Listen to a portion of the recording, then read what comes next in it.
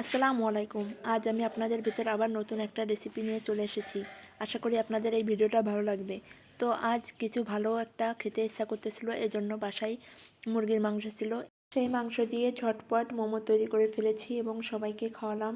সবার অনেক ভালো লেগেছে। আমাদের আশেপাশে কিন্তু তেমন একটা কোথাওই মোমো খাবার পাওয়া যায় না। তো সেজন্য কি আমরা এরকম ভালো কিছু খাবো না, এমন তো হতে পারে না। তো আমরা বাসায় বানিয়ে খাই। প্রথম যেবার মোমো বানিয়েছিলাম সেবার কিন্তু অনেক মজার হয়েছিল না, কিন্তু তবুও খেতে ভালো লেগেছিল। তারপর থেকে আমরা প্রায় মোমো রেসিপিটা বাসায় বানিয়ে খেয়ে ফেলি। তো আজ ভাবলাম যে আপনাদের সাথে শেয়ার করি। তো দেখলেন আমি প্রথমে চিকেনটাকে কিমা করে নিয়েছি, তারপর এটাকে ভালোভাবে ব্লেন্ড করে নিয়েছি, একেবারে কিমা হয়ে গিয়েছে। তখন রেখে দিয়েছি সাইডে। আর এখন আমি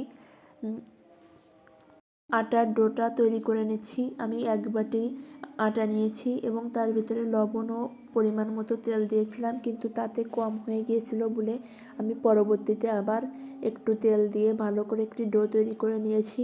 নিয়ে রেস্টে রেখে দিয়ে এখন কড়াইতে আমি অল্প পরিমাণে সয়াবিন তেল দিয়ে দিলাম। এর ভেতরে আমি এখন বাকি মশলাগুলো দিয়ে চিকেনটা একটু ভাজি করে নেব। এটা কিন্তু অনেকেই কাঁচা বানিয়ে খায়, হয়তোবা খেতে ভালো লাগে, কিন্তু আমি কখনোই ট্রাই করিনি। যতবার বানিয়েছি প্রত্যেকবারই এভাবে ভাজি করে নিয়েছি, আর এই মোমোটা খেতে অনেক মজার লাগে। তো প্রথমে আমি 1 চামচ আদা বাটা, রসুন বাটা এবং অল্প পরিমাণে ধনিয়া জিরা গুঁড়ো দিয়েছি। দিয়ে চিকেনটা দিয়ে দিলাম, একটু নাড়াচাড়া করে নিচ্ছি কারণ কড়াইতে লেগে যেতে পারে সেজন্য। তো একটু নাড়াচাড়া করে দিয়ে এর ভিতরে আমি পরিমাণ মতো লবণ, শুকনো মরিচের গুঁড়া দিয়ে আবার নাড়াচাড়া করে নিব। তো মরিচের গুঁড়াটা কিন্তু একটু বেশি দিয়েছি কারণ একটু ঝাঁঝ হলেও খেতে ভালো লাগবে সেজন্য। তো দেখুন এখনই কিন্তু চিকেনটা অনেকটা ঝুরঝুরে ভাব হয়ে এসেছে, এটা একদমই ভাজি ভাজি করে নেব। তো স্বাদ মতো লবণও দিয়ে দিলাম। দিয়ে এটা বেশ খানিকক্ষণ এভাবে ভাজি করে নেওয়ার পর এর ভেতরে আমি কাঁচা মরিচ ও পেঁয়াজ কুচি দিয়ে দিব। এখন আরও কিছুক্ষণ আমি এটা একটু নাড়াচাড়া করে নিব, নিয়ে তারপর এটা নামিয়ে নিব। দেখুন এটা কিন্তু নামানোর মতো হয়ে গিয়েছে। তো এখন এটা নামিয়ে নিচ্ছি।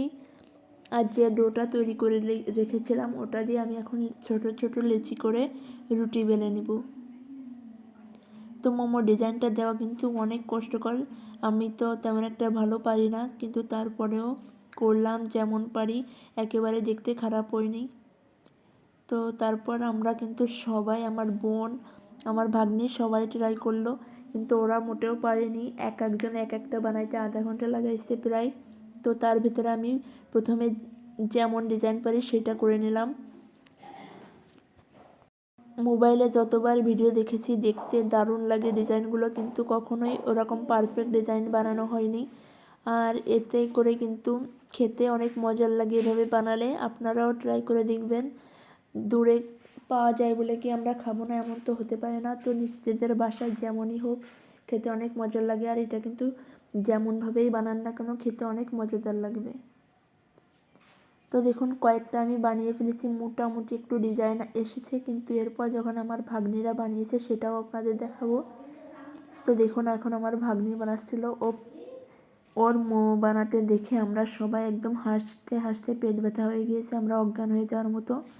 তো তারপর আপনাদের সাথেও শেয়ার করলাম, অবশ্যই জানাবেন ওর মোমো বানানোটা কেমন হয়েছে। তো দেখুন শুধু আটা আটা নিয়ে ও ঘোরাঘুরি করতেছে, কিছুতেই পারতেছিল না। তারপর আম্মু এসে বলতেছে দেখ এইভাবে বানাতে হয়। তো আম্মুটা যাই হোক দেখতে কিন্তু ভালোই হয়েছে, খারাপ না, যেহেতু প্রথমবার বানালো। আর আমরা এই ধরনের রেসিপি প্রায় প্রায় আমার আম্মুদের বানিয়ে খাওয়াই, কারণ এটা আমরাও যেমন গ্রামে থাকার জন্য খেতে পারি না, তো এমন আম্মুরা আগে কখনো ট্রাই করিনি। তো তাই বলে আমরা যে নতুন ডিজাইন স্বাদের কিছু ট্রাই করবো না সেটা তো হতে পারে না। তো সেজন্যই আমরা নিজেরা বানিয়ে এগুলো ট্রাই করি, আর খেতে সত্যি অনেক দারুণ মজার হয়। আশা করি এই ভিডিওগুলো আপনাদেরও ভালো লাগবে। তো মোমোগুলো কিন্তু বানানো হয়ে গিয়েছে প্রায়, আর দুটো একটা আছে সেগুলোও বানিয়ে তারপর আমি একবারে রাইস কুকারের উপরে পানি গরম করতে দিয়েছি, ওটার উপরে বসিয়ে দিব। আর এতে করে কিন্তু একবারেই অনেকগুলো হয়ে যাবে, আর আলাদা করে পানি গরম করার ঝামেলাটাও থাকবে না। তো দেখুন এটা আমার আপু বানিয়েছে। সে আবার নতুন একটা ডিজাইন দিয়ে দিল, দেখতে কিন্তু দারুণ হয়েছে। তো সবগুলো মোমোই হয়ে গিয়েছে, আমরা অতিরিক্ত বানাইনি কারণ আমরা মাত্র 3 জন বাসায় ছিলাম। তো তারপর এটা রাইস কুকারের উপরে বসায় দিয়েছি, এখন এটা ঢাকনা দিয়ে 15 মিনিটের মতো জাল করলেই হয়ে যাবে। এই ভাপটা যখন ঢাকনা উঁচু করব তখন দেখতে পারবেন। তো দেখুন একদমই সিদ্ধ হয়ে গিয়েছে আর একটা দারুণ ঘ্রাণও ছুটেছে। এখন এটা একটা প্লেটে উঠিয়ে নিলে হবে। তো সবগুলোই প্লেটে নেওয়া হয়ে গিয়েছে, এখন আমি দেখিয়ে দিচ্ছি যে দেখতে কেমন হয়েছে।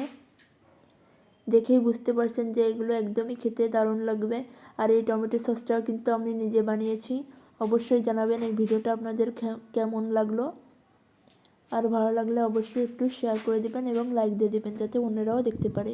আল্লাহ হাফেজ।